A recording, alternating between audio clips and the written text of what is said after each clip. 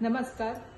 लोकसभेमध्ये आदरणीय विरोधी पक्षनेते आदरणीय राहुल गांधीजी, त्याचबरोबर काँग्रेस पक्षाने सातत्याने जे आहे ते लोकसभेमध्ये आवाज उचलण्याचं काम केलं, विधिमंडळामध्ये आवाज उचलण्याचं काम केलं. ज्या ठिकाणी काँग्रेस पक्षाचं सरकार आहे त्या ठिकाणी जनगणना करायला आम्ही जातीनिहाय सुरुवात केली आणि सातत्याने केंद्र सरकारकडे या गोष्टीचा पाठपुरावा करण्याचा काम काँग्रेस पक्षाच्या माध्यमातून आणि आमच्या नेते मंडळींच्या माध्यमातून सुरू होतं. त्यावेळेला जाती जनगणनेला विरोध करणारी मंडळी देर से आए पर दुरुस्त आए या कहावतीनुसार जे आहे त्यांनी आज सांगितलेलं आहे की आम्ही जातीनिहाय जनगणना करणार आहोत.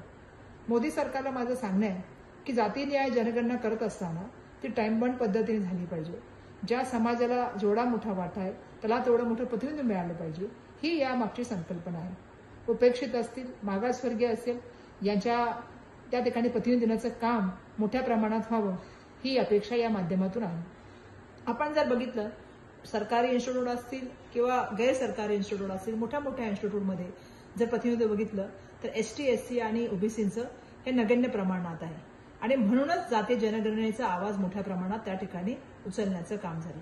मला हे या ठिकाणी सांगायला पाहिजे की मोदी सरकारला हे त्या ठिकाणी जे आहे ते एक्सेप्ट केलं पाहिजे, स्वीकार केलं पाहिजे की हा आदरणीय आमचे नेते राहुल गांधी, आदरणीय आमचे नेते मल्लिकार्जुन खरगे साहेब यांच्या दूरदृष्टीतून घडलेला हा विचार पुढे आलेला आहे आणि म्हणून त्यांच्या दूरदृष्टीला मी या ठिकाणी मोठ्या प्रमाणामध्ये जे आहे ते सलाम करते आणि हा जो विजय आहे हा जनतेचा विजय आहे.